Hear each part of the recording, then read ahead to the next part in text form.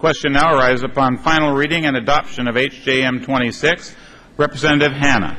It encourages community health needs are met through the Roseburg VA Medical Center and encourages establishment of full Level 2 hospital in Roseburg, Oregon.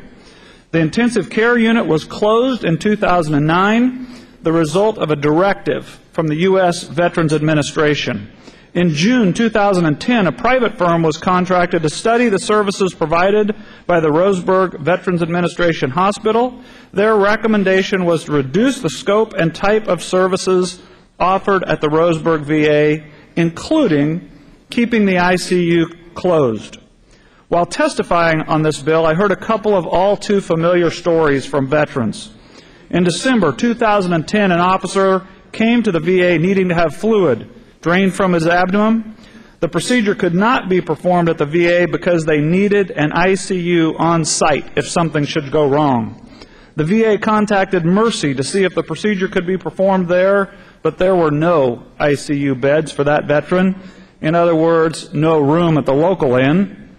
This Marine combat veteran was kept waiting for 7 days before a bed opened up at the civilian hospital in our community. The procedure was finally completed, but unfortunately, this Marine did not make it. A young man further who served in Iraq and saw virtually everyone he worked with die. He needed therapy and the opportunity to be among fellow veterans to work through the associated issues, but that wasn't available to him in his community or at our facility. Unfortunately, the results is all too familiar. He hung himself in December, leaving a young wife and children. There has been a lot of support expressed for veterans during this legislative session, and I'm very grateful and thankful for that level of support. I'd ask you to extend that same consideration to the very large veterans community in the Roseburg and Southern Oregon area. Colleagues, I urge your yes vote on HJM 26. Thank you. Co-Carrier Freeman. Representative Freeman. Thank you, Mr. Speaker. Colleagues, first thing I want to do is thank Jim Little and the Douglas County Veterans Forum for allowing me to be a small part of some of the work they do in our community. Veterans here in Oregon could have no bigger advocate than Mr. Little. He has dedicated his life to running the Douglas County Veterans Forum to help veterans across our state and including Northern California, which is the catchment area for the VA hospital that's located in Roseburg. They have brought all the veterans groups together to speak with one voice, and in doing so have very much dug down into this issue and found reasonable alternatives and ways to fix the situation that's occurring from the federal government with this veterans home. And for that, Jim, I want to thank you. You are getting it done, and today is just a small example of that.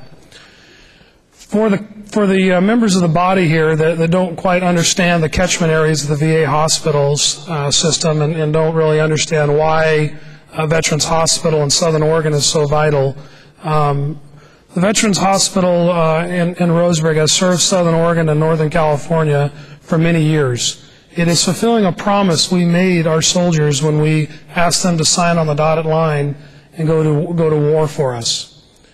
It has been the honor of our community to help fulfill that mission, and it is imperative that we continue to have those services for those people who have committed to making sure that we get to live in this nation in the way we want to.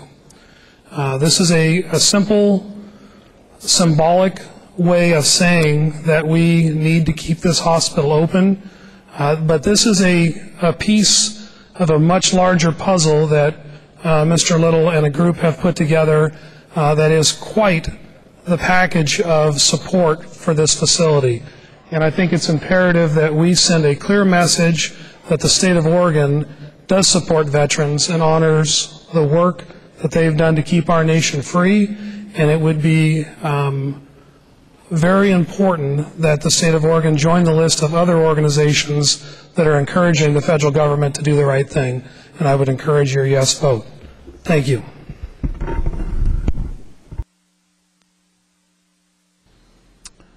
HJM 26, having received the constitutional majority, is declared passed.